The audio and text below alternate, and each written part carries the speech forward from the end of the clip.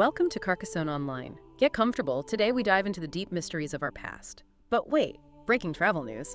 So there is this literal pile of rocks in southern France, and it is completely dividing modern tourists. Like, some visitors are calling it this magical Netflix-worthy time capsule, and others are just totally dismissing it as a, dilapidated, neglected heap of stones. Yeah, it really is quite the polarizing spot. I mean, we are talking about the ruins of the Abbaye de l'Aubin. Right, exactly. And today, our mission in this deep dive is to basically figure out why.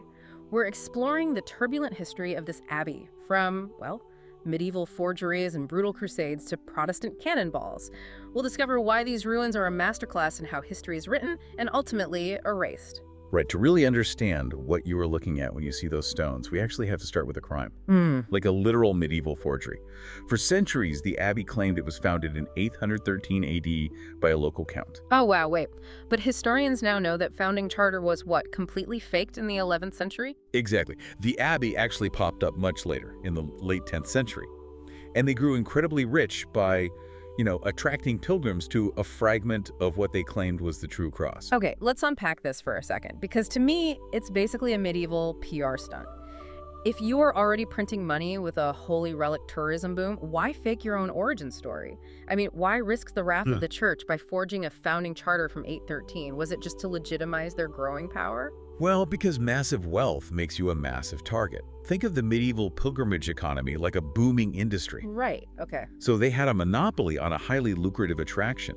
Creating a fake document that said a noble count founded you centuries ago, it basically acts as an impenetrable legal shield. Ah, I see. So it's less of a PR stunt and more like falsifying your property deeds, so rival lords or greedy bishops can't legally seize your revenue stream. Precisely. It told the regional hierarchy that the abbey's authority was ancient and unquestionable. It was a very calculated move to protect their assets. But if they were that bold about faking their own history just to protect their treasury, how did they handle actual physical threats? Because they ended up right in the middle of the Cathar Crusade. They did. And for context, the Cathar Crusade was this massive, bloody campaign where the Pope sent armies to wipe out a breakaway religious sect in southern France. Now, you would logically expect a wealthy Catholic abbey to immediately align with the Pope's armies. But they didn't. They surprisingly sided with their local lords against the king and the Pope, which promptly got the monks excommunicated. Why make such a seemingly suicidal choice against your own church? Because in medieval geopolitics, a pope, sitting hundreds of miles away in Rome, is an abstract problem. A local lord with a heavily armed militia standing right outside your abbey gates is a very immediate, very deadly reality. Yeah, that makes sense. Right. They chose immediate physical survival over religious obedience. Here's where it gets really crazy, though. They actively rebel against the church, get excommunicated, but decades later, they are pardoned. And then, in 1318, Pope John XXII actually promotes the abbey to a bishopric. Talk about failing upward. Why would the Pope reward a group of excommunicated rebels with a cathedral? It wasn't a reward at all, actually. It was a brilliantly cynical geopolitical strategy. The Pope needed a fortified, fiercely independent Catholic stronghold in that exact region to stomp out any remaining Cathar sympathizers. Oh, wow. Yeah, and who better to use than a group of monks who had already proven they were ruthless enough to do whatever it takes to survive? The Pope weaponized their ambition for his own control. But, playing ruthless political games only protects you for so long. The very walls they built to defend their power were eventually destroyed by a completely new religious conflict. Right. Fast forward to 1577, during the French Wars of Religion. Protestant Huguenots, who were French Protestants violently clashing with Catholics, they sacked the abbey. Yeah, and during the siege, an uncontrolled cannonball smashed right through the cathedral's magnificent roof. The region was devastated, and the abbey was simply left to rot. And then comes the absolute final insult.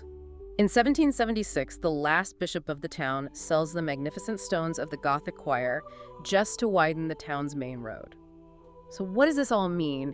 It's like turning a priceless museum into a parking lot just to ease traffic. It perfectly illustrates how the value of history fluctuates. To that 18th century bishop, those ancient walls weren't a sacred heritage site. They were a modern infrastructure problem, and honestly, a highly convenient, cheap stone quarry. So the mundane need to ease local traffic literally paved over a centuries-old religious fortress. Exactly. And that is why modern tourists are so divided today. When you walk through Aulet-les-Bains today, past the ancient thermal springs and the house where Nostradamus supposedly lived, you aren't just looking at a neglected heap of rocks. Right. You're looking at the physical scars of shifting power, ambition, and war. It definitely makes you rethink your morning commute. Think about the historic buildings you pass in your own city every day. What grand histories or forgotten conflicts are hidden in their bricks, just waiting for a stray cannonball or a simple road widening project to erase them from memory forever.